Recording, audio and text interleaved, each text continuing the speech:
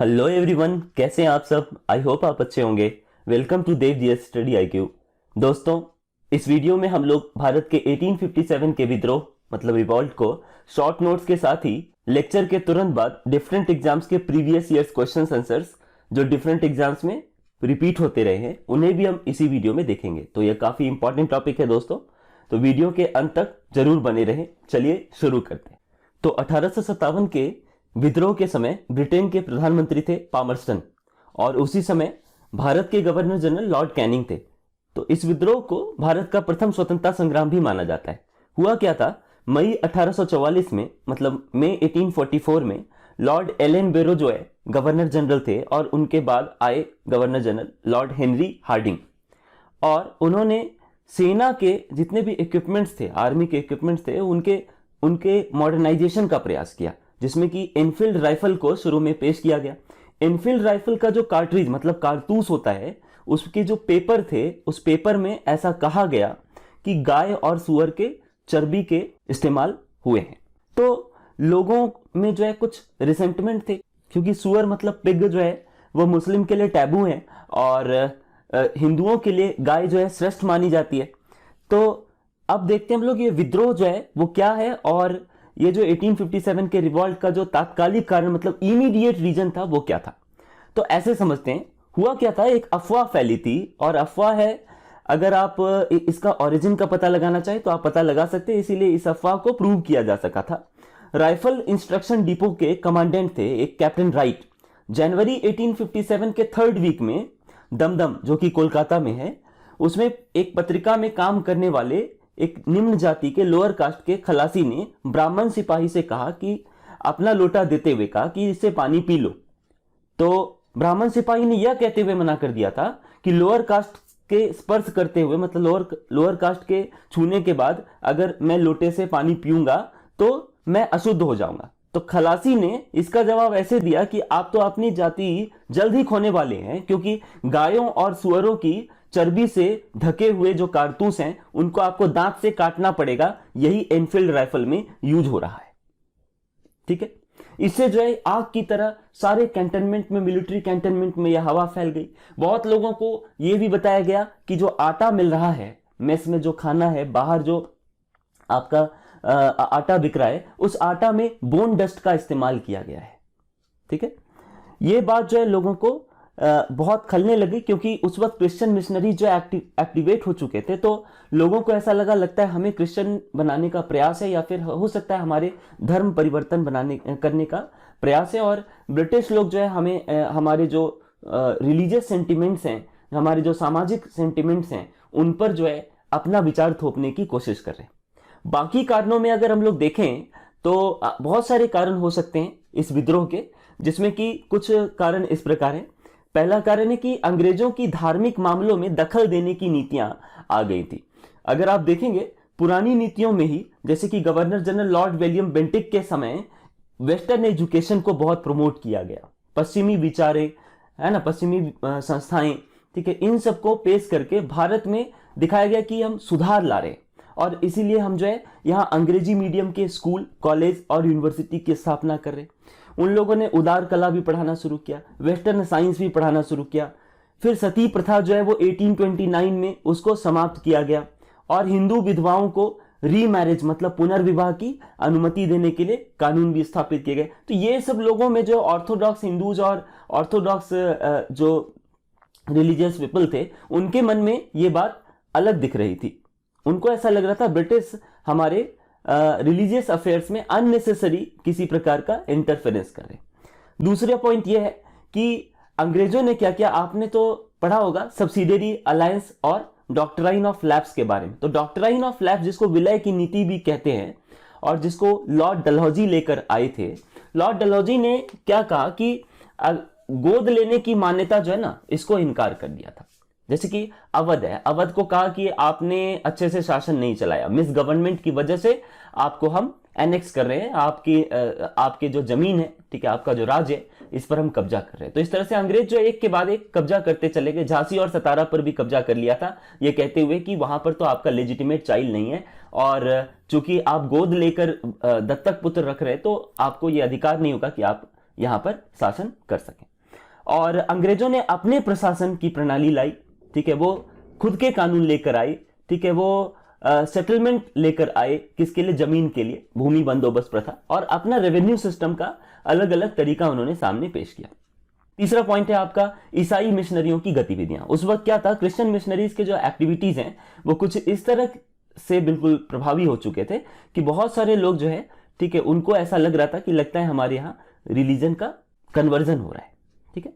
उसके बाद आप सब्सिडियरी अलायंस के बारे में देखते हैं, सहायक गठबंधन। ये क्या था, 1798 में ही लॉर्ड वेलेस्ली आए थे और उन्होंने एक सिस्टम बनाया कि जो भी राज्य हैं वो अगर चाहें तो हमारे साथ में, जो भी ब्रिटिश के कंट्रोल में डायरेक्ट नहीं है, वो अगर चाहें तो हमारे साथ में सब्सिडियरी अलायंस साइन कर सकते हैं। और अगर सब्सिडियरी अलायंस मतलब सहायक गठबंधन में अगर आप एंटर करोगे, कोई भी राज्य एंटर करेगा, तो उन्हें कुछ टर्म्स और कंडीशंस माननी पड़ेंगी, ठीक है। और जब कभी भी इंटरनल या एक्सटर्नल थ्रेट आएगा उनको, तो उनको बचाने के लिए ब्रिटिश जो है, ठीक है, वो अपने सेनाओं को, ठीक है, वहां पर रखेंगे उस राज्य में, और ब्रिटिश ही रिस्पॉन्सिबल होंगे कि उस राज्य को बचा सके इंटरनल और एक्सटर्नल थ्रेट से, ठीक है। अब इससे भी जो है लोगों को लगने लगा कि लगता है कि यहां पर जो सेना, हमारी सेना है, राज्य की सेना जो पहले से चलती आई है, वो खत्म हो जाएगी और नई सेना, ब्रिटिश की सेना आ जाएगी। ये लोगों को पसंद नहीं आया। फिर आप देखेंगे विलय की नीति। तो मैंने अभी आपको विलय की नीति के बारे में बताया ही, डॉक्ट्राइन ऑफ लैप्स। 1851 में लॉर्ड डलहौजी ने एक लाइन कही थी। क्या लाइन कही थी? कि अवध जो है एक ऐसा चेरी है जो एक दिन हमारे मुंह में गिर जाएगी। तो अब अवध को एक चेरी बता दिया, मतलब उनको ये बात पता थी कि शायद हम लोग किसी न किसी तरीके से इसको तो ले लेंगे, अवध को छीन लेंगे। और 5 साल बाद वही हुआ। 1856 में अवध के नवाब वाजिद अली शाह को इस दलील पर गद्दी से हटा दिया गया कि आपके क्षेत्र में तो कुशासन हो रहा है, और उनको भेज दिया कलकत्ता, और राज्य को औपचारिक रूप से ब्रिटिश साम्राज्य में मिला लिया गया। ये सारी बातें जो है, नॉर्थ इंडिया, अवध क्या था, नॉर्थ इंडिया का दिल था। तो उत्तर भारत में लोगों में ऐसा लगने लगा कि ठीक है, लगता है यहां ब्रिटिश जो है किसी भी तरीके से जमीन हमारी हड़प लेंगे। अब क्या था, तालुकदारों के बारे में जानते हैं। क्या था, अंग्रेजों के आने से पहले तालुकदारों ने अपने सशस्त्र ट्रुप बनाए थे, ठीक है, आर्म्ड ट्रुप्स होते थे, उनके किले बनाए थे, और नवाब के आधिपत्य को जब तक वो स्वीकार करते थे तब तक वो अपने तालुक के जो राजस्व होते हैं, मतलब रेवेन्यू होते हैं, उनका भुगतान भी वहां करते थे, ठीक है, नवाब को। तो उनको ऑटोनोमी मिलती थी। तो जब ये विलय हो गया अवध का, तो तालुकदारों को, उनका जो ट्रुप्स था ना, उनको डिसआर्म कर दिया गया, ठीक है, उनको निरस्त्र कर दिया गया, ठीक है, और किलों को नष्ट कर दिया गया। तो विलय के बाद पहला ब्रिटिश राजस्व समझौता जो हुआ वो 1856 में हुआ। उसको समरी सेटलमेंट के नाम से, यानी सारांश बंदोबस्त के नाम से भी जाना जाता है। उसमें यह कहा गया कि तालुकदार की जमीन जो है स्थायी जमीन नहीं है, क्योंकि तालुकदारों ने ये जबरदस्ती जमीन ली है और इसीलिए तालुकदारों को उनमें स्थायी हिस्सेदारी नहीं मिलेगी।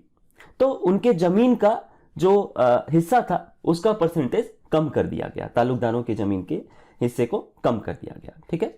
फिर 7वां पॉइंट ये कि एक अन्य कारणों में ये भी दिखा सकते कि जो व्हाइट ऑफिसर्स होते थे उस वक्त, मतलब जो ब्रिटिश ऑफिसर्स थे, यूरोपियन ऑफिसर्स थे, इंडिया में जो काम कर रहे थे रॉयल आर्मी में, उनके अंदर सुपीरियरिटी की भावना थी, और वो हमेशा जो है इंडियन सिपाही को रेशियल सबऑर्डिनेट के रूप में देखते थे, ठीक है। और जबकि आप देखेंगे कि अवध में ज्यादातर अवध के जो लोग थे, ब्राह्मण थे स्पेशली, उन लोगों को बंगाल की सेना में नियुक्त किया गया था। और रॉयल ब्रिटिश आर्मी जो थी, जो इंडिया में थी आर्मी उस वक्त, उसमें सबसे ज्यादा लोग अवध से ही नियुक्त हुए थे, ठीक है। और यूपी, बिहार और बंगाल के ज्यादातर लोग वहां काम कर रहे थे सेना में, ठीक है। उन लोगों को ये हीन भावना जो है वो अच्छी नहीं लगी, ठीक है। तो कुछ ऐसे समझते हैं कि 10 मई 1857 का दिन जो था, उसी दिन जो है ये विद्रोह भड़का था। ऐसा नहीं है कि इससे पहले ऐसी कोई घटना हुई ही नहीं। जैसे कि मंगल पांडे जो है वो 34th नेटिव कैवेलरी रेजिमेंट के सिपाही थे, और उन्होंने इससे पहले बैरकपुर की छावनी में मना कर दिया था ब्रिटिश को कि हम लोग ये जो कारतूस है इसका यूज नहीं करेंगे। मना करने के बाद उन्होंने सर्जेंट की हत्या भी कर दी थी, उस पर गोली चला दी थी, ठीक है। तो इस बात से जो है उनको एग्जीक्यूट कर दिया गया, फांसी की सजा दे दी गई। अब क्या हुआ, लोगों में ये बात जो है बहुत तेजी से फैल गई। तो हुआ क्या है कि अगर आप देखें कि आर्मी में अगर सभी लोग मिलकर कलेक्टिवली रूल्स और रेगुलेशंस को डिफाई कर देते हैं, मना कर देते हैं कि हम ये रूल्स और रेगुलेशंस का पालन नहीं करेंगे, तो इसको एक टर्म दिया जाता है, उसको कहते हैं म्यूटिनी, सशस्त्र विद्रोह कहते हैं या विद्रोह कहते हैं, म्यूटिनी। जबकि अगर सिविलियन पॉपुलेशन में लोग विद्रोह करते हैं, जैसे मान लीजिए जमींदार विद्रोह करते हैं, किसान विद्रोह करते हैं, महिलाएं विद्रोह करती हैं, तो इसको हम लोग रेबेलियन का नाम देते हैं, विद्रोह का नाम देते हैं। ठीक है। तो 10 मई 1857 की दोपहर में मेरठ कैंटोनमेंट में सिपाहियों ने विद्रोह कर दिया। क्यों? क्योंकि उनको लगा कि हमें जो है ये चर्बी वाले कारतूस, गाय और सुअर की चर्बी वाले कारतूस यूज करने के लिए दिए जा रहे हैं एनफील्ड राइफल में, हम इसको यूज नहीं करेंगे, ये हमारा धर्म नष्ट करने की कोशिश की जा रही है। ठीक है। तो ये जो है कैवेलरी सेना जो थी, घुड़सवार सेना, ठीक है, उसमें भी ये बातें फैल गई। पहले शुरू तो हुआ ये आपका नेटिव इन्फेंट्री से, नेटिव इन्फेंट्री पैदल सेना को कहते हैं। उसके बाद ये फैल गई ये बात किसमें? कैवेलरी सेना में। और धीरे धीरे कैवेलरी सेना से आसपास के उसी शहर के लोगों में फैल गई। शहर के और आसपास के गांव के जो आम लोग थे वो भी सिपाही के साथ शामिल हो गए। अंधेरा होते ही उन्होंने क्या किया, पहले तो ब्रिटिश पर अटैक कर दिया था, अपने व्हाइट ऑफिसर्स को किल कर दिया, मार दिया, और वहां से एक ट्रुप जो है दिल्ली की ओर चल पड़ा। और 11 मई 1857 को लाल किला के द्वार पर सिपाही पहुंचे। रमजान का महीना था ये, और मुस्लिम का जो है ये पवित्र नमाज और उपवास का महीना था। उस वक्त जो बूढ़े मुगल सम्राट बहादुर शाह जफर थे, ठीक है, वो सूरज उगने और उपवास शुरू होने से पहले ही अपनी प्रार्थना करके भोजन भी उन्होंने समाप्त कर लिया था। उन्होंने देखा कि गेट पर हंगामा हो रहा है। उनकी खिड़की के नीचे इकट्ठे हुए कुछ सिपाही थे। उन्होंने कहा कि हम मेरठ से वहां के सभी अंग्रेजों को मार कर आए हैं, क्योंकि उन्होंने हमें गायों और सुअरों की चर्बी से ढकी हुई गोलियों को, मतलब कारतूसों को काटने के लिए कहा था हमारे दांतों से।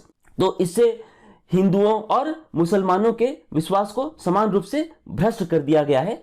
ठीक है। तो सिपाहियों का एक और समूह जो दिल्ली में भी प्रवेश कर गया, और उन्होंने क्या किया, वो शहर के आम लोगों के साथ जुड़ गए और यूरोपीय ऑफिसर्स को, यूरोपियंस को बड़ी संख्या में मारना शुरू कर दिया। एक बात और हुई, दिल्ली के अमीरों पर और जो मनी लेंडर्स थे, उस वक्त जो सेठ साहूकार लोग थे, जो लोग गरीबों का शोषण करते थे, पैसे जो है उधार के रूप में देते थे और बाद में उनकी जमीन हड़प लेते थे, उन लोगों पर भी जो है, जो आम लोग थे, जो लोग सेना के साथ मिल गए थे, उन्होंने अटैक कर दिया।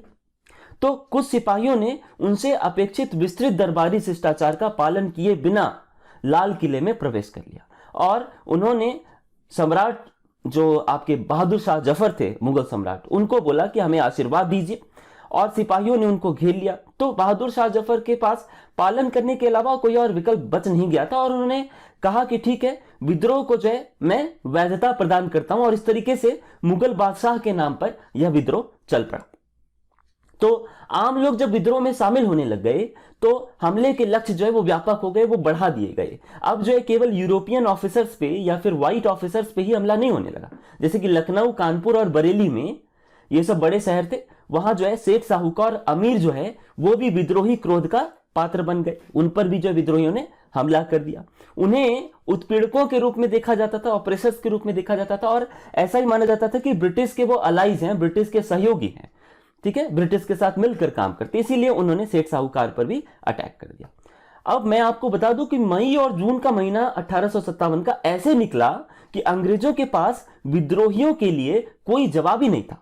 वो विद्रोह को रोक ही नहीं पा रहे थे, और अलग अलग जगह पर विद्रोह का पैटर्न जो है वो आपको लगभग एक समान लगेगा। वजह क्या है कि जितने भी मिलिट्री कैंटोनमेंट थे, मिलिट्री छावनियां थी, वहां उन सभी लोगों के बीच में संचार होता था, मतलब कम्युनिकेशन था।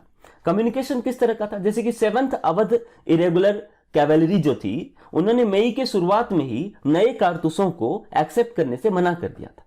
ठीक है, कि हम ये कारतूस, एनफील्ड कारतूस जो है जिसमें जो चर्बी यूज की गई है गाय और सुअर की, वो हम यूज नहीं करेंगे। और उन्होंने एक लेटर भी लिख दिया, किसको? 48th देसी पैदल सेना को, मतलब जो आपके 48th नेटिव इन्फेंट्री के लोग थे, उनको एक लेटर लिख दिया कि आप भी जो है, ठीक है, देख लो, क्योंकि हमने तो अपना फेथ जो है उसको बचाने के लिए इसको यूज नहीं किया, आप देखो आप क्या करना चाहते हो। तो इनमें जो प्रमुख लीडर्स थे, इससे जो बहुत सारे इंपॉर्टेंट क्वेश्चंस आते हैं, उनको हम लोग अभी देख लेते हैं। कानपुर में क्या था, पेशवा बाजीराव द्वितीय जो थे, ठीक है, उन्होंने दत्तक पुत्र नाना साहेब जो है उनको मान लिया था। ठीक है, अपना दत्तक पुत्र किसको मान लिया था? नाना साहेब को मान लिया था। तो कानपुर में सिपाही और शहर के लोगों ने कहा कि पेशवा बाजीराव द्वितीय जो है उनके उत्तराधिकारी नाना साहेब जो है वो हमारे विद्रोह के नेता होंगे। ठीक है, उसी तरीके से झांसी में रानी को विद्रोह का नेतृत्व संभालने के लिए अपने आसपास के लोकप्रिय दबाव से, पॉपुलर प्रेशर से मजबूर होना पड़ा और उन्होंने भी कमान संभाल ली। झांसी की रानी लक्ष्मीबाई, जिनको आप मणिकर्णिका तांबे के नाम से भी जानते हैं। ऐसा ही कुछ बिहार के आरा के जगदीशपुर में एक लोकल जमींदार थे, नाम था वीर कुंवर सिंह, उन्होंने भी नेतृत्व संभाल लिया बिहार में। अवध में, ठीक है, एक पॉपुलर नवाब जो थे वाजिद अली शाह, जिनको लोगों ने हटा दिया था। ठीक है, किन्होंने? ब्रिटिश ने हटा दिया था एनेक्सेशन करके। ठीक है, उनके जो पुत्र थे, ठीक है, युवा पुत्र थे, नाम था बिरजिस कादर। ठीक है, यंग बच्चे थे उनके। ठीक है, बिरजिस कादर, उनकी जय जयकार करते हुए लोगों ने जो है ब्रिटिश शासन के पतन का जश्न मनाया और उनको जो है नेता के रूप में चुन लिया। बहादुर शाह जफर, इस तरह से 1857 के विद्रोह के नेतृत्व जो है वो बहादुर शाह जफर के हाथ में था। बरेली में रुहेलखंड जो है वहां पे उत्तराधिकारी थे भूतपूर्व शासक के खान बहादुर, उन्होंने नेतृत्व संभाली। फतेहपुर में नेतृत्व अजीमुल्ला ने संभाली। इलाहाबाद में नेतृत्व लियाकत अली ने संभाली और लखनऊ में बेगम हजरत महल ने विद्रोह का नेतृत्व किया। अब शाहमल के बारे में जान लेते हैं। शाहमल बहुत इंपॉर्टेंट है दोस्तों। उन्होंने क्या किया, यूपी के बरौत परगना के विलेजर्स को, मतलब ग्रामीणों को मोबिलाइज किया, इकट्ठा किया और वो चूंकि जाट जो लोग थे, है ना, उनके साथ 84 देश, मतलब 84 गांव तक उनकी रिश्तेदारी थी, तो उन लोगों को इकट्ठा किया। और उसी तरह से जो छोटा नागपुर के सिंहभूम में एक आदिवासी किसान थे, नाम था उनका गोनू। गोनू ने कोल आदिवासियों को इकट्ठा किया और उनके विद्रोही नेता बन गए। अब मुस्लिमों में सबसे प्रसिद्ध मौलवी अहमदुल्ला शाह बरेली के उन मौलवियों में से एक थे जिन्होंने 1857 के रिवॉल्ट में, 1857 के विद्रोह में महत्वपूर्ण भूमिका निभाई थी। वो हैदराबाद में शिक्षित थे और युवा होने पर इंस्ट्रक्टर बन गए थे, उपदेशक बन गए थे। ठीक है, और उन्होंने लोकप्रिय रूप से डंका बजाया। ठीक है, और इसीलिए उनको डंका मौलवी भी कहते हैं। ड्रम बजाकर वो लोगों में अवेयरनेस फैलाते थे ब्रिटिश राज के अगेंस्ट में। ठीक है, उनको भी लखनऊ में ही, ठीक है, और बरेली में, ठीक है, विद्रोही नेता चुन लिया गया था। अब दमन कैसे होता है देखते हैं। अब क्या हुआ, जब ब्रिटिश के हाथ से ये सब कुछ जाने लग गया था, ठीक है, सारा का सारा राज्य एक के बाद एक जाने लग गया था। पहले तो मैं आपको ये बता दूं कि ये लिमिटेड था, क्योंकि इसमें मध्यम वर्गों ने, मतलब जो मिडिल क्लास के लोगों ने पार्टिसिपेट नहीं किया था, क्योंकि उनको लगा कि ये जो तोड़फोड़ कर रहे हैं रिबेल्स लोग, विद्रोही लोग, ये गलत है। ब्रिज वगैरह तोड़ना, ठीक है, सरकारी अफसरों को मारना या फिर सरकारी जो आपके दफ्तर हैं उनको खत्म करना, ये गलत है। तो इसीलिए मिडिल क्लास के लोगों ने इसमें पार्टिसिपेट नहीं किया, लेकिन उसमें जमींदार वर्ग, तालुकदार वर्ग, इन लोगों ने पार्टिसिपेट किया। ठीक है, और क्या बोलते हैं, आपकी जो महिलाएं हैं, ठीक है, और बाकी जो वर्ग है, इन्होंने भी इसमें, किसान हैं, ठीक है, सेना तो थे ही थे, ठीक है, उन्हीं से ये शुरू हुआ था। ठीक है, इसीलिए इसको म्यूटिनी भी कहा गया। तो इन्होंने इसमें पार्टिसिपेट किया। ठीक है, तो ब्रिटिश जो है वो हिंदू मुस्लिम यूनिटी देखकर बहुत परेशान हो गए थे, तो इसीलिए उन्होंने क्या किया, वेस्टर्न यूपी के बरेली में दिसंबर 1857 में अंग्रेजों ने कथित रूप से मुसलमानों के खिलाफ हिंदू आबादी को उकसाने के लिए 50,000 रुपए खर्च भी किए, लेकिन यह प्रयास विफल रहा। ठीक है, ये सक्सेसफुल नहीं रहा, ये फेल हो गया ये प्लान उनका, अंग्रेजों का। और दिल्ली जो है उसको पहले उन्होंने रिकवर किया। ठीक है, कैसे रिकवर किया, जून 1857 में, ठीक है, दिल्ली को पुनः प्राप्त करने के लिए ब्रिटेन ने प्रयास शुरू किया। लेकिन हां, यह काम हो कब पाया मालूम, सितंबर 1857 के अंत में जाकर।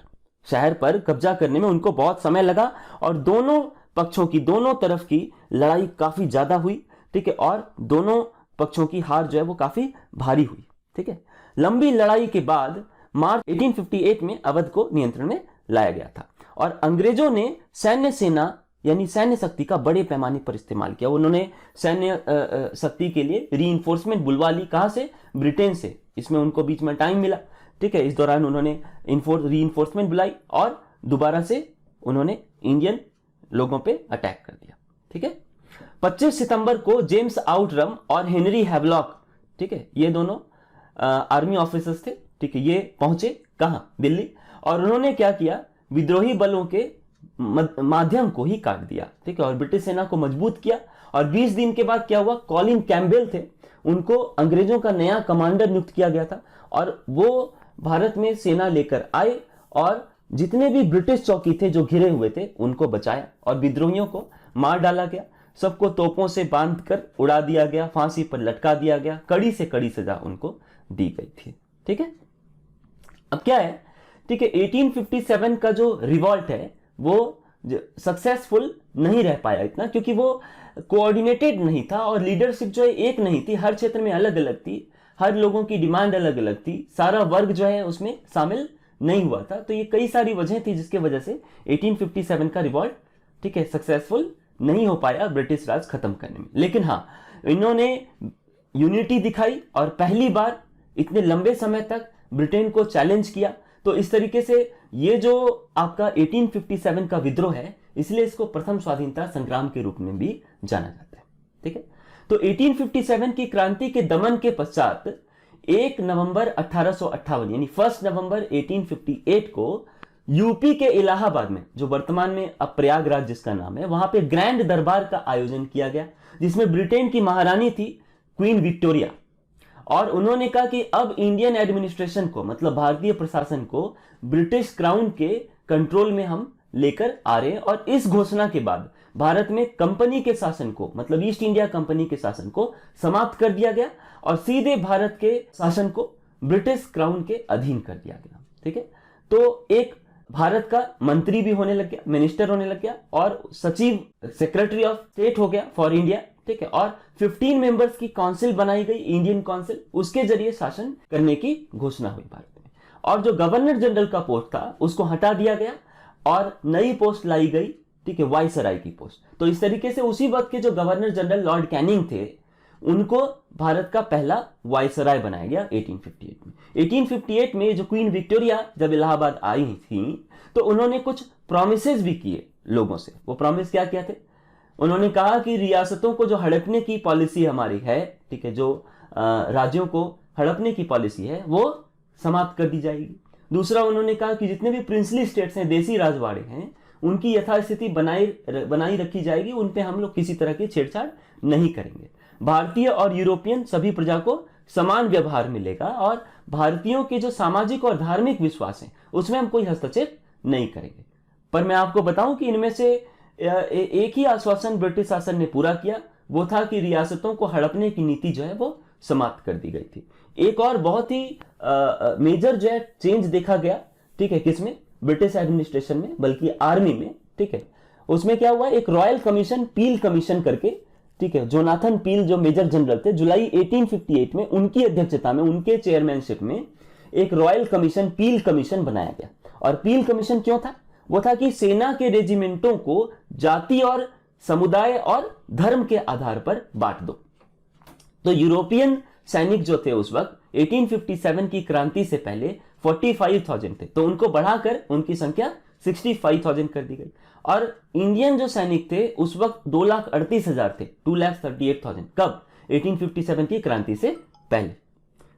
तो उनको क्या किया गया, घटाकर 1,40,000 कर दिया गया, ठीक है। और बंगाल में यूरोपीय सैनिकों का भारतीय सैनिकों से 1:2 का रेशियो रखा गया, और मद्रास और मुंबई में, ठीक है, ये अनुपात 1:3 कर दिया गया, ठीक है। और क्यों किया गया ये अनुपात, इसलिए ऐसा रखा गया क्योंकि उनको ऐसा लगा कि जो सेंसिटिव जगह हैं वहां पर ब्रिटेन के जो सैनिक हैं, मतलब यूरोपीय सैनिक हैं, उनकी संख्या बढ़ा दी जानी चाहिए, ठीक है। और ब्रिटिश सरकार ने सिपाहियों का जो चयन करना शुरू किया वो गोरखा, सिख और पंजाब के नॉर्थ पोर्शन से ज्यादा किया। क्यों, क्योंकि उनको लगा कि यूपी, बिहार और बंगाल के जो अवध के जो सेना है, ठीक है, जो लोग हैं, उनको बड़ा संदेह की दृष्टि से देखने लगे, क्योंकि 1857 की क्रांति में मेजर रोल इन्होंने ही अदा किया था, ठीक है। तो ये था पूरा 1857 का विद्रोह, ठीक है। और इस पर आधारित परीक्षा में बार बार जो क्वेश्चंस आ रहे हैं, पूछे जाते रहे हैं, ठीक है, उनको हम लोग यहां पर देखेंगे। कुछ 75 प्रीवियस ईयर्स एमसीक्यूज हैं और उनके आंसर हैं, ठीक है, इसको हम लोग डिस्कस करेंगे। तो प्लीज वीडियो के अंत तक बने रहें, और अगर आपको वीडियो पसंद आ रहा हो दोस्तों तो प्लीज लाइक, शेयर और सब्सक्राइब जरूर करें, ठीक है, और बेल आइकन बजा ले ताकि मैं जो भी वीडियो आप तक लेकर आऊं आप उनको अच्छे ढंग से देख पाए। एग्जाम पॉइंट ऑफ व्यू से मैं आप तक वीडियो लाता रहूंगा दोस्तों। तो पहला क्वेश्चन है, भारत के प्रथम स्वतंत्रता संग्राम का मुख्य तात्कालिक कारण मतलब इमीडिएट रीजन क्या था, किस वजह से 1857 का रिवॉल्ट हुआ था, इमीडिएट रीजन क्या था। तो इसका जो इमीडिएट रीजन था दोस्तों वह है ऑप्शन नंबर बी, अंग्रेजों का धर्म में हस्तक्षेप का संदेह। क्योंकि लोगों को ऐसा लगा कि जो चर्बी युक्त कारतूस हैं, गाय और सुअर की चर्बी युक्त एनफील्ड राइफल के कारतूस, उससे जो है हमारे धर्म को नष्ट करने की कोशिश की जा रही है अंग्रेजों के द्वारा, ठीक है, ये इमीडिएट रीजन था, ठीक है। नेक्स्ट क्वेश्चन है आपका, 1857 की क्रांति का प्रमुख कारण क्या था। तो प्रमुख कारण जो है वो था आपका ऑप्शन नंबर डी, ब्रिटिश साम्राज्य की जो पॉलिसी थी वो इतनी घिनौनी थी कि विद्रोह का ज्वालामुखी फट ही पड़ा, ठीक है। अगला क्वेश्चन है, 1857 की क्रांति सर्वप्रथम कहां से प्रारंभ हुई थी। तो यह क्रांति जो है दोस्तों वो प्रारंभ हुई थी आपके मेरठ कैंटोनमेंट के 3rd कैवेलरी रेजिमेंट से, ठीक है। तो आपका जो करेक्ट आंसर होगा 10 मई 1857 को शुरू हुआ था, कहां से, मेरठ कैंटोनमेंट से। करेक्ट आंसर होगा option number C. Next question है आपका, 1857 के स्वतंत्रता संग्राम के संबंधित जो है पहली घटना क्या थी। तो पहली घटना थी कि वो सैनिक जो है वो 11 मई 1857 को दिल्ली के लाल किले पर पहुंचकर बहादुर शाह जफर से उन्होंने अपील की कि हमारा नेतृत्व जो है स्वीकार कर ले, ठीक है। ये ऑप्शन नंबर आपका सी हो जाएगा करेक्ट आंसर। नेक्स्ट क्वेश्चन है, 1857 के स्वाधीनता संग्राम का प्रतीक क्या था। तो इसका प्रतीक था, सिंबल जो था, ठीक है, वो था कमल और रोटी, लोटस और रोटी। तो ऑप्शन नंबर ए जो है करेक्ट आंसर होगा। नेक्स्ट क्वेश्चन है, मंगल पांडे की घटना जो है वो कहां हुई थी। तो इसका ऑप्शन नंबर बी जो है करेक्ट आंसर होगा, बैरकपुर में हुई थी।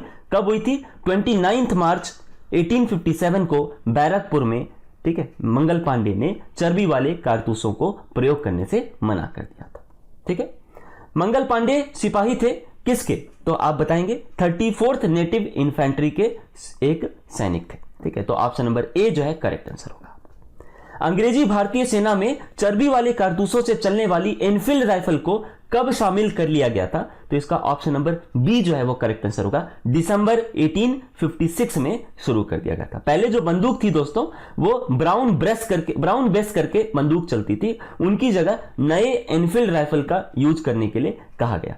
अंबाला में, सियालकोट में, दमदम में इसकी ट्रेनिंग भी दी जानी थी, लेकिन इस नए राइफल में कारतूस के जो अपर पार्ट को दांत से काटना पड़ता था, ठीक है। तो जनवरी 1857 में लोगों के अंदर, सेना के अंदर अफवाह फैल गई, रूमर्स फैल गई कि जो चर्बी वाले कारतूस है इसमें गाय और सुअर की चर्बी है, ठीक है। और इन अफवाहों की जांच किए बिना ब्रिटिश अधिकारियों ने कह दिया कि ठीक है ये तो गलत बात है, ऐसा कुछ है नहीं, ठीक है। 1857 के विद्रोह के दौरान बहादुर शाह ने किसे जो है साहब ए आलम बहादुर का खिताब दिया था, ठीक है। तो ऑप्शन नंबर सी जो है करेक्ट आंसर होगा, जनरल बख्त खान को उन्होंने साहब ए आलम बहादुर का खिताब दे दिया बहादुर शाह जफर ने, ठीक है। ईस्ट इंडिया कंपनी में वो एक सूबेदार के पद पर काम कर रहे थे, और अंग्रेज अफगान युद्ध का जो प्रथम अंग्रेज अफगान युद्ध हुआ था, एंग्लो अफगान वार, उसमें उन्होंने पार्टिसिपेट किया था, ठीक है। नेक्स्ट क्वेश्चन है आपका, 1857 के संग्राम के निम्नलिखित केंद्रों में सबसे पहले अंग्रेजों ने किसे पुनः अधिकृत किया। तो इसका करेक्ट आंसर होगा ऑप्शन नंबर सी, दिल्ली को किया। कब किया, 20 सितंबर 1857 को किया, और कैप्टन निकोलसन के नेतृत्व में 3 महीने की घेराबंदी के बाद ही वो दिल्ली को रिकवर कर पाए, ठीक है। नेक्स्ट क्वेश्चन आपका, 1857 के स्वाधीनता संग्राम की वीरांगना महारानी लक्ष्मीबाई की जन्मस्थली क्या है। तो वीरांगना महारानी लक्ष्मीबाई, जिनका मूल नाम मणिकर्णिका तांबे भी था, उनका जन्म 19 नवंबर 1835 को गोलघर में हुआ था, जो कि वर्तमान में बनारस में यानी वाराणसी में पड़ता है। तो option number C correct answer होगा। 1857 के बरेली विद्रोह का नेता कौन था। तो इसका करेक्ट आंसर होगा ऑप्शन नंबर ए, खान बहादुर थे, जो बरेली में रुहेलखंड के भूतपूर्व शासक के उत्तराधिकारी थे, ठीक है। नेक्स्ट क्वेश्चन है आपका, महारानी लक्ष्मीबाई की समाधि कहां स्थित है। तो ये ग्वालियर के किले के पास स्थित है। तो आप ऑप्शन नंबर डी को, ठीक है, टिक करेंगे, ठीक है, ग्वालियर होगा आंसर। उनका जन्म वाराणसी में हुआ था, ठीक है, और वो रानी थी झांसी की, और उनका जो समाधि है, ठीक है, उनकी समाधि जो है वो ग्वालियर में। ठीक है, नेक्स्ट क्वेश्चन आपका है, रानी लक्ष्मीबाई को अंतिम युद्ध में किसका सामना करना पड़ा था? तो उनको वो जो थी क्या थी, रानी लक्ष्मीबाई जो है वो झांसी के अंतिम मराठा जो है राजा गंगाधर राव की विधवा थी। ठीक है, और उत्तराधिकारी के अभाव में राजा गंगाधर राव की मृत्यु जब हो गई थी तो डलहौजी ने कहा कि अब तो अभी जो सिद्धांत है, मतलब डॉक्ट्राइन ऑफ लैप्स है, उसके अनुसार ब्रिटिश साम्राज्य में 1853 में ही झांसी को विलय कर दिया गया। ठीक है, तो जून 1857 में रानी लक्ष्मीबाई के नेतृत्व में झांसी में विद्रोह का श्री गणेश हो गया और झांसी के पतन के बाद रानी ग्वालियर जो है चली गई और वहां तात्या टोपे के साथ मिलकर अंग्रेजों के साथ कई युद्ध किए। ठीक है, और युद्ध में पराजय भी किया अंग्रेजों को, लेकिन अंग्रेजी जनरल हीरोज थे, उनसे लड़ते हुए 17 जून 1858 को वो वीर गति प्राप्त हुई। और मैं आपको ये बता दूं कि हीरोज ने खुद ही कह दिया था उस वक्त कि भारतीय विद्रोहियों में यहां सोई हुई औरत अकेली मर्द है। उनके बारे में ऐसी बात कहती, किनके बारे में? रानी लक्ष्मीबाई के बारे में। ठीक है, अगला क्वेश्चन है, 1857 का विद्रोह लखनऊ में किसके नेतृत्व में आगे बढ़ा? तो इसका करेक्ट आंसर होगा option number A, Begum of Awadh. ठीक है, वो बेगम हजरत महल थी। 30 मई 1857 को यहां विद्रोह शुरू हुआ था लखनऊ। अगला क्वेश्चन है, जगदीशपुर के किस व्यक्ति ने 1857 में विप्लव में क्रांतिकारियों का नेतृत्व किया? ठीक है, तो इसका करेक्ट आंसर होगा वीर कुंवर सिंह ने किया, आरा में किया, बिहार के आरा में किया। तो option number A correct answer होगा वीर कुंवर सिंह। ठीक है, नेक्स्ट क्वेश्चन है, जगदीशपुर के राजा कौन थे? तो अभी बता ही दिया आपको, कुंवर सिंह थे। तो option number D correct answer होगा। पटना के 1857 के स्वतंत्रता संग्राम के नेता कौन थे? तो इसका करेक्ट आंसर होगा option number B, Rajput Kunwar Singh थे। ठीक है, वो पटना के निकट जो आरा है वहां थे वो। ठीक है, अगला प्रश्न है आपका, असम में 1857 की क्रांति का नेता कौन था? तो इसका करेक्ट आंसर होगा ऑप्शन नंबर ए, दीवान मनीराम दत्त था। ठीक है, अगला क्वेश्चन है आपका, 1857 के विद्रोह का बिहार में 15 जुलाई 1857 से लेकर 20 जनवरी 1858 तक कौन सा केंद्र था? तो इसका option number D correct answer होगा, जगदीशपुर जो आरा में पड़ता है। ठीक है, बिहार में।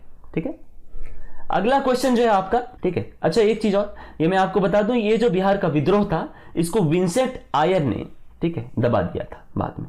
ठीक है, अगला क्वेश्चन है आपका, 1857 ईस्वी की क्रांति में अंग्रेजों व जोधपुर की संयुक्त सेना को पराजित करने वाला कौन था? तो इसका करेक्ट आंसर होगा ऑप्शन नंबर डी, आउवा के ठाकुर कुशल सिंह थे। ठीक है, उन्होंने अंग्रेजों और जोधपुर की संयुक्त सेना को पराजित किया था। अगला क्वेश्चन है आपका, निम्नलिखित में कौन सी जगह राजस्थान में है और 1857 की क्रांति का केंद्र नहीं थी?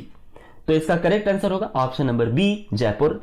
वो उस वक्त 1857 की क्रांति का केंद्र नहीं था और बाकी सारे जो स्थल हैं यहाँ वो 1857 की क्रांति से संबंधित रहे। अगला क्वेश्चन है, किसने 1857 में अंग्रेजों से संघर्ष किया? तो इसको option number C correct answer होगा, शहादत खान ने किया। और कहां किया? इंदौर में किया। ठीक है, अगला क्वेश्चन है, 1857 के विद्रोह में अंग्रेजों का सबसे कट्टर दुश्मन कौन माना जाता है? तो इसका जो करेक्ट आंसर होगा वो ऑप्शन नंबर ए, मौलवी अहमदुल्ला शाह जी हैं, जिनको फैजाबाद में जो है विद्रोह को नेतृत्व प्रदान करने का श्रेय दिया जाता है। ठीक है, अगला क्वेश्चन आपका, 1857 के विद्रोह को किस उर्दू कवि ने देखा था? तो इसका जो करेक्ट आंसर है वो होगा मिर्जा गालिब ने देखा है। ठीक है, option number C correct answer होगा। ठीक है, उनका मूल निवास कहां था? आगरा में था। ठीक है, 27 दिसंबर 1797 को आगरा में उनका जन्म हुआ था। उर्दू शायर मिर्जा गालिब का आपने उनकी शेरो शायरी तो सुनी ही होगी। और उनकी जो मृत्यु हुई थी वो 15 फरवरी 1869 को दिल्ली में हुई थी। अगला क्वेश्चन है, आजादी की पहली लड़ाई 1857 में किसने भाग नहीं लिया था? तो इसका option number D correct answer होगा, भगत सिंह ने नहीं लिया था। बाकी ए, बी और सी जो है तात्या टोपे, रानी लक्ष्मीबाई और बहादुर शाह जफर ने तो 1857 की क्रांति में भाग लिया ही था। अगला क्वेश्चन है, निम्नलिखित में कौन 1857 के विद्रोह से संबद्ध नहीं था, रिलेटेड नहीं था? तो ऑप्शन नंबर सी जो है करेक्ट आंसर होगा, उधम सिंह नहीं था। उधम सिंह तो आपको पता ही है, वो पंजाब के क्रांतिकारी थे और जालियांवाला बाग हत्याकांड का बदला लेने के लिए इन्होंने क्या किया, पंजाब के गवर्नर माइकल ओडायर जो थे उनकी लंदन में मार्च 1940 में हत्या कर दी थी। इन पर, उधम सिंह पर एक मूवी भी बनी है। ठीक है, और उसके बाद उनको गिरफ्तार करके मृत्यु दंड दे दिया गया था। ठीक है, अगला क्वेश्चन है दोस्तों, 1857 के स्वतंत्रता संग्राम में किस राजवंश ने अंग्रेजों की सर्वाधिक सहायता की थी? तो ग्वालियर के सिंधिया ने अंग्रेजों की सहायता की थी। तो ऑप्शन नंबर ए जो है वो करेक्ट है। ठीक है। अगला क्वेश्चन है, भारत में शिक्षित मध्य वर्ग ने 1857 के विद्रोह में क्या किया? तो इसका करेक्ट आंसर है ऑप्शन नंबर सी, उन्होंने तटस्थता बनाई रखी, वो साइड लाइन रहे, न उन्होंने सपोर्ट किया न उन्होंने विद्रोह किया। ठीक है। अगला क्वेश्चन है आपका, किस वर्ग ने 1857 के विद्रोह में भाग नहीं लिया? तो इसका जो करेक्ट आंसर होगा दोस्तों, ठीक है, वो क्या है, पहले मैं आपको बता दूं कि जो 1857 का विद्रोह है, ठीक है, इसमें अधिकांशतः जो बड़े जमींदार थे, ठीक है, और पक्के स्वार्थी टाइप लोग थे, वो अंग्रेजों की शक्ति से भयभीत थे और इसीलिए वो विद्रोह में शामिल नहीं हुए। पर कुछ बहुत सारे जो है सरदार जो है, ठीक है, और जमींदार ऐसे भी थे, तालुकदार ऐसे भी थे जिन्होंने अंग्रेजों की सक्रिय सहायता भी की थी, ठीक है, विद्रोह को कुचलने के लिए। ठीक है, लेकिन उच्च और जो मध्य वर्ग था, जो मिडिल क्लास और एलीट क्लास है, वो विद्रोहियों के आलोचक थे, वो पसंद नहीं करते थे विद्रोह को। ठीक है, लेकिन तालुकदारों ने, ठीक है, ये कहा कि ठीक है चलो, अगर हमें जमीन आप वापस दे दोगे ज्यादा, ठीक है, तो हम आपकी मदद कर देंगे। ठीक है, और इनका जो निशाना थे वो सूदखोर साहूकार थे, तो इसीलिए सूदखोर साहूकार ने विद्रोह में भाग नहीं लिया था। तो आपको पता चली गया इसमें कौन कौन लोग थे जो विद्रोह में भाग नहीं लिया। साहूकार लोग थे, ठीक है, जिन्होंने विद्रोह में भाग नहीं लिया। खेतीहर मजदूर और कृषक तो विद्रोह में भाग ले चुके थे, जमींदार ने भी भाग नहीं लिया। तो आप याद रखेंगे, साहूकार और जमींदार ने, ठीक है, इस विद्रोह में भाग नहीं लिया। ठीक है, अगला क्वेश्चन है, 1857 के विद्रोह से कौन सा क्षेत्र प्रभावित नहीं था? तो इसका करेक्ट आंसर होगा चित्तौड़ नहीं था। झांसी और जगदीशपुर और लखनऊ तो प्रभावित थे ही, चित्तौड़ कहाँ है? राजस्थान में, वो 1857 की क्रांति से प्रभावित नहीं था। अगला क्वेश्चन है आपका, 1857 के विद्रोह से बिहार का कौन सा भाग अप्रभावित रहा, मतलब प्रभावित नहीं हुआ? ठीक है, तो कौन कौन सा प्रभावित क्षेत्र है पहले वो आप जान लें। आरा, दानापुर, गया, पटना, मुजफ्फरपुर और शाहाबाद विद्रोह के प्रमुख केंद्र थे। तो मुंगेर जो है इस क्षेत्र का केंद्र नहीं रहा। ठीक है, तो हम लोग कह देंगे कि ऑप्शन नंबर 3 जो है वो करेक्ट आंसर होगा। यहाँ पे मुंगेर जो है वो नहीं रहा ये 1857 का केंद्र। ठीक है, अगला क्वेश्चन जो है, इसमें मैच द कॉलम कह रहे हैं, कॉलम मैच करने को कह रहे हैं, थोड़ा देख लीजिए तो आप समझ जाएंगे। बख्त खां जो है वो कहाँ के थे, पहले देख लें आप। मौलवी अहमदुल्लाह कहाँ के थे? तो मौलवी अहमदुल्लाह आपके अवध के थे। बख्त खां कहाँ थे? दिल्ली। कुंवर सिंह कहाँ थे? आरा। और नाना साहेब कहाँ के थे? कानपुर। ठीक है, अगला क्वेश्चन है आपका, 1857 के विद्रोह में सक्रिय भाग किसने लिया था? तो इसका ऑप्शन नंबर ई करेक्ट आंसर होगा, क्योंकि सभी लोगों ने पार्टिसिपेट किया था जिनके भी नाम इसमें दिए गए। नाना साहेब ने कानपुर से, बेगम हजरत महल ने लखनऊ से, मौलवी अहमदुल्लाह ने फैजाबाद से और बेगम जीनत महल जो है, ठीक है, वो दिल्ली से उन्होंने पार्टिसिपेट किया। ठीक है, अगला क्वेश्चन है, 1857 के विद्रोह के समय भारत का गवर्नर जनरल कौन था? तो option number C correct answer होगा, लॉर्ड कैनिंग थे। ठीक है, 1856 से 62 तक लॉर्ड कैनिंग ही रहे अंतिम गवर्नर जनरल, और पहला वायसराय जो 1858 में ब्रिटिश क्राउन ने नियुक्त किया ब्रिटेन सम्राट के अधीन, ठीक है, वो भी पहले वायसराय लॉर्ड कैनिंग ही थे।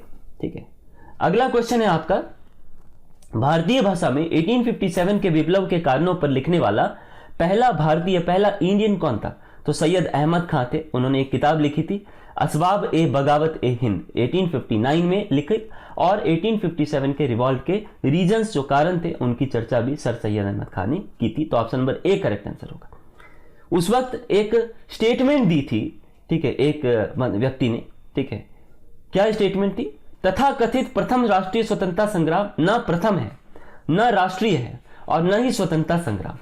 ये किसने कह दिया? तो आरसी मजूमदार ने कह दिया था। ऑप्शन नंबर ए जो है वो करेक्ट है। तो आरसी मजूमदार ने एक बुक लिखी है, द सिपाही mutiny and the rebellion of 1857, और ये आपका जो है ये जो बुक है, इसमें 1857 के रिवॉल्ट को उन्होंने कहा है कि ये तो न राष्ट्रीय था, न प्रथम स्वतंत्रता संग्राम था, न आपका किसी भी तरीके से आप इसको प्रथम कह सकते हैं। ठीक है, राष्ट्रीय भी नहीं था और ये स्वतंत्रता संग्राम नहीं था, ऐसा कह दिया आरसी मजूमदार। ठीक है, अगला क्वेश्चन है, महारानी विक्टोरिया ने भारतीय प्रशासन को ब्रिटिश क्राउन के कंट्रोल में लेने की घोषणा कब की थी? तो 1 नवंबर 1858 को की थी। कहां की थी? इलाहाबाद में की थी। तो ऑप्शन नंबर ए जो है करेक्ट आंसर होगा। ठीक है, इस समय पहला वायसराय किसको बना दिया था? लॉर्ड कैनिंग को बना दिया था। महारानी विक्टोरिया ने 1858 की घोषणा जो की, उनमें से बहुत सारा प्रॉमिस किया, तो उसमें कौन सा प्रॉमिस उन्होंने पूरा किया? तो ऑप्शन नंबर ए जो है वो उन्होंने पूरा किया है, जो प्रिंसली स्टेट थे, रियासत जो थे, उनको हड़पने की नीति जो है वो समाप्त कर दी जाएगी, ऐसा उन्होंने कहा। ठीक है, अगला क्वेश्चन है आपका महारानी विक्टोरिया की उद्घोषणा जो 1858 में की गई थी, उसका उद्देश्य क्या था, उसका ऑब्जेक्टिव क्या था, मोटो क्या था? तो इसका जो करेक्ट आंसर होगा दोस्तों वह ऑप्शन नंबर ए, 1 और 2 दोनों। पहले में क्या लिखा है, भारतीय राज्यों को ब्रिटिश साम्राज्य मिलाने के किसी भी विचार का परित्याग करना, यह था। और दूसरा यह है आपका भारतीय प्रशासन को ब्रिटिश क्राउन के अंतर्गत रखना, ये 2 था। ठीक है, अगला जो क्वेश्चन है आपका, कौन सा आयोग 1857 के विद्रोह के दमन के बाद भारतीय फौज के नव संगठन से संबंधित है, मतलब रिफॉर्म से संबंधित है? तो पील कमीशन है। ठीक है, तो ऑप्शन नंबर बी जो है वो करेक्ट आंसर होगा। जुलाई 1858 में मेजर जनरल जोनाथन पील थे, उन्हीं की अध्यक्षता में एक रॉयल कमीशन, पील कमीशन करके बनाया गया कि रेजिमेंटों को जो है जाति, समुदाय और धर्म के आधार पर बांट दिया जाए।